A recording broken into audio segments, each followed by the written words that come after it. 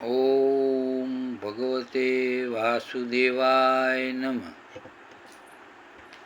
અમારે અમુક પ્રશ્ન કરે કે દેવોમાં મહાન કોણ છે અને આ જગતમાં સૌથી મહાન ભગવાન કયા, આવા પ્રશ્ન કરે જગતમાં.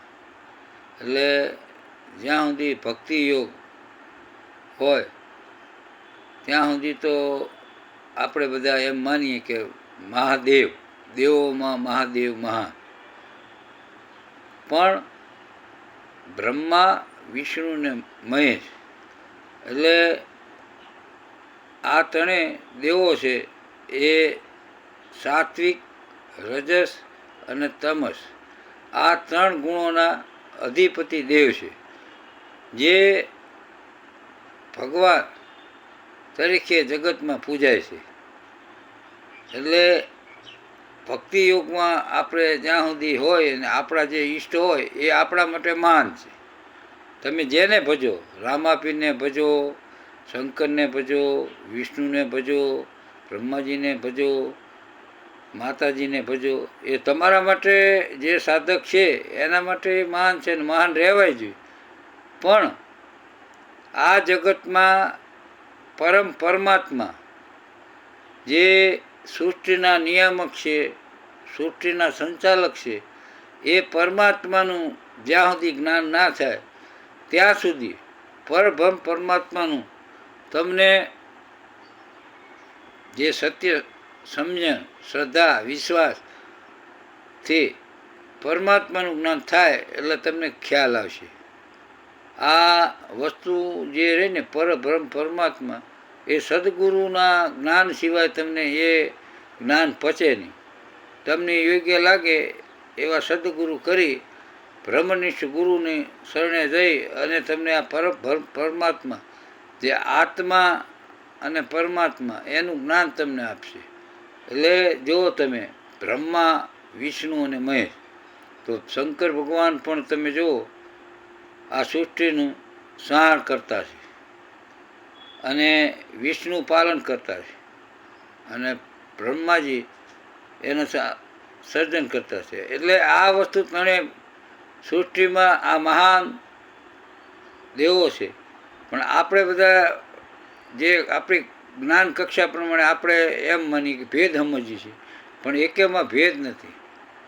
પરમ પરમાત્મા સૌથી જગતના મહાનમાં મહાન સંચાલન કરતા, જીવનદાતા, આધારદાતા અને જ્ઞાનદાતા છે.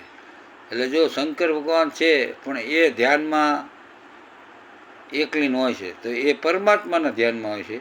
વિષ્ણુ ભગવાન પણ ધ્યાનમાં હોય છે, એ પણ પરમાત્માના ધ્યાનમાં, અને બ્રહ્માજી પણ ધ્યાન કરતા હોય છે તો એ પરમાત્માનું પૂજન. એટલે તમને જો પરમુખ તત્વ પરમાત્માનું જ્ઞાન થઈ જાય તો જગતમાં તમારે જે ભેદ દ્રષ્ટિ છે એ નાશ પામે. આપણામાં શું છે, જ્યાં લગી આત્મતત્વ સિંધ્યો નહીં ત્યાં સુધી સર્વ સાધના જૂઠી. એ નરસિંહ મહેતાએ કીધું, જૂઠી નથી પણ એ ભક્તિ જ્ઞાન માર્ગમાં જવા માટેના પગથિયા છે. જે તમને સમાજ અને જગતમાંથી જ્ઞાન થાય કે તમારા પારિવારિક પોતાના જગતના જે કૌટુંબિક પારિવારિકમાંથી જે સંત મહાત્માનું જે વિધિવત જે જ્ઞાન તમને મળતું હોય એટલે તમે સાકાર ભક્તિમાં હોય. સાકાર ભક્તિ સમજાય એટલે ધીમે ધીમે સાકારમાંથી પછી તમને નિરાકાર, જેનો આ પરમાત્મા છે એ પરમાત્મા આખું જગતનું સંચાલન કરવા છે, બધું છે. સૂર્ય ચંદ્ર જો એના ટાઈમે ઉગે છે, ઋતુ એના ટાઈમે પરિવર્તન પામે છે. એટલે આ જગતમાંનું સંચાલન કરવા કોઈક તત્વ છે, એ તત્વની ખોજ કરતાં કરતાં તમને પરમાત્માનું જ્ઞાન થશે. અને હું કોણ, તમારા શરીરમાં હું કોણ, તો હું કરી એ હુંને ગોતો. એટલે એ હું કોણ છો, જો પાંચ ઇન્દ્રિયો, પંચ જે કર્મેન્દ્રિયો, જ્ઞાનેન્દ્રિયો, એ બધી ઇન્દ્રિયો, મન, બુદ્ધિ, ચિત્ત, અહંકાર, આ બધાને ધીમે ધીમે તમે સમજો અને ધીમે ધીમે તમારા જે 20 તત્વ અને 24 તત્વ એને બાદ કરતાં 25મું તત્વ જે રહે એ પરમાત્મા એ જ આત્મા. એટલે આત્માનું જ્ઞાન થાય તો જ પરમાત્માનું જ્ઞાન થશે. અને પરમાત્મા આખા જગતમાં મહાનમાં મહાન પરમાત્મા છે. અને પરમાત્મામાં શ્રદ્ધા વિશ્વાસ તમને સંપૂર્ણ થશે અને પરમાત્માની શરણાગતિ થશો તો ગીતામાં કીધું છે કે જે મારા શરણોનો સ્વીકાર કરશે એનું યોગક્ષેમનું વહન હું કરીશ. યોગક્ષેમનું વહન હું કરીશ અને તું મારા શરણે આવી જા.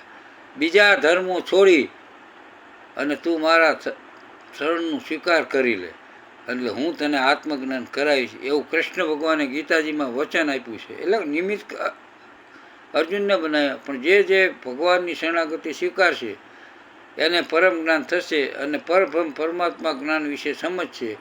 એટલે કોઈ જગતમાં એવો ભેદ છે જ નહીં. આ દેવ મોટા, આ નાના, ના મોટા.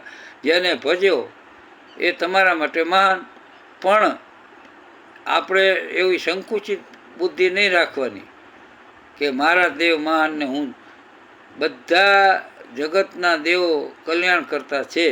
ભગવાને કીધું મને પ્રેમથી પુષ્પ, પાંદડી, ફળ જે આપે છે હું પ્રેમથી સ્વીકારું છું.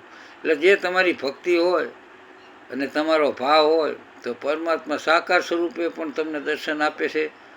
અને નિરાકાર, નિરંજન, નિર્ગુણ એમાં કષ્ટ વધારે છે. એટલે સાકાર ભક્તિમાં તમને જે આનંદ આવે તો એ પણ તમારે એની આનંદ સાથે આત્મજ્ઞાન પરમાત્માનું જ્ઞાનની જરૂરી છે. જો નકરી ઇન્દ્રિયોનો તમે ભક્તિ ઇન્દ્રિયો દ્વારા ભક્તિ કરશો તે નહીં પહોંચે. મન, બુદ્ધિ, ચિત્ત એને ઈશ્વરને સમર્પિત કરી અને પોતાના અહંકારનો નાશ કરી અને પરમાત્મા તત્વનો સ્વીકાર કરી પરમાત્માનું શરણું સ્વીકારી અને મહાનમાં મહાન પરમ તત્વ પરમાત્મા છે. અને એક વસ્તુ તમને દિલમાં બેસી જશે એટલે તમને ખ્યાલ આવી જાય છે પરમ તત્વ શું છે. સત ચિત્ત આનંદ સ્વરૂપ છે. પરમાત્મા સત ચિત્ત આનંદ સ્વરૂપ છે. એટલે સત એટલે સત્ય છે, ચિત્ત એટલે ચિંતન કરવા લાયક છે અને આનંદ સ્વરૂપ છે.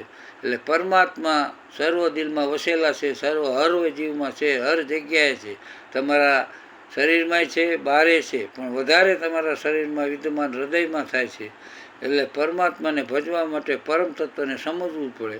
એટલે પરમ તત્વને સમજશો એટલે આપોઆપ તમને પરમાત્મા વિશે જ્ઞાન થશે. બોલો શ્રી રામચંદ્ર ભગવાન કી જય.